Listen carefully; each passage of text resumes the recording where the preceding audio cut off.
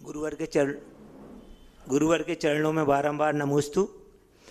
कहते हैं गुरु की भक्ति एक सुखद एहसास है, गुरुवर रहें कितने ही दूर रहते दिल के पास हैं, रहते दिल के पास हैं। पट्टाचार्य आचार्य विशुद्ध सागर जी महाराज की जय।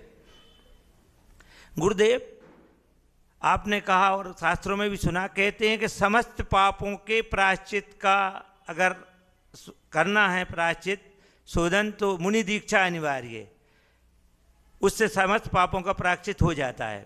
कहते मेरा प्रश्न ये है भगवान कि हम पुण्य से इस अवस्था तक, क्षुल्लक अवस्था तक आ गए, अब हमें मुनि बनने के लिए कौन सा पुरुषार्थ करना चाहिए जिससे कि हम अपने पापों का प्रायश्चित करने कृपया समाधान कर। नमस्ते गुरुदेव। देखिए क्षुल्लक जी, आप पुण्य और पुरुषार्थ दोनों के कारण इस अवस्था तक आए हो। आपका निजी पुरुषार्थ और निजी पुण्य कार्यकारी हुआ है।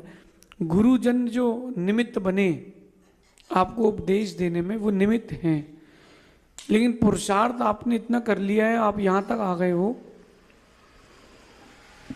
मंजिल के नज़दीक आके अगर कोई राही संतुष्ट हो जाए तो मंजिल नहीं मिलती। आपकी बात के लिए मैं एक कविता सुना देता हूँ कि एक थका हुआ राही, बहुत लंबा चलने के बाद एक थका हुआ राही जब एक वृक्ष की छाया पर बैठ गया तो वृक्ष ने उससे पूछा कि तुम्हें कैसा लग रहा है। वो कहता मुझे बहुत अच्छा लग रहा है। तो तुम रुको मेरे पास। वृक्ष के पास वृक्ष ने कहा तो वो रुक गया। थोड़ी देर बाद जब उसकी थकान दूर हो गई तो वो जाने लगा।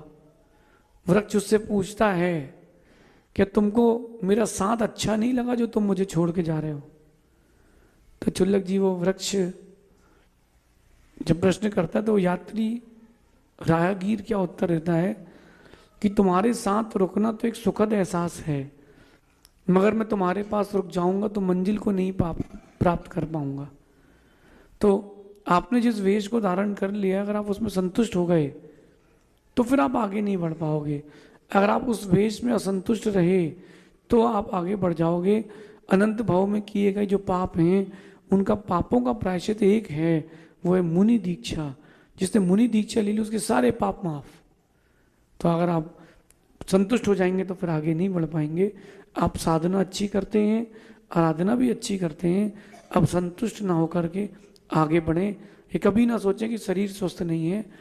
कितनी कोई मुनि बन जाए, आरिका माता जी बन जाए, कोई ना कोई समस्या उनको बनी रहती है। तो समस्या तो बनी रहेगी, उसको जीवन का हिस्सा मान लें और आगे बढ़ने का पुरुषार्थ करें। आगे अभी बढ़ जाओगे तो बढ़ जाओगे, फिर वृद्ध अवस्था और आएगी तो तकलीफें बढ़ेंगी, ऐसा समझिए।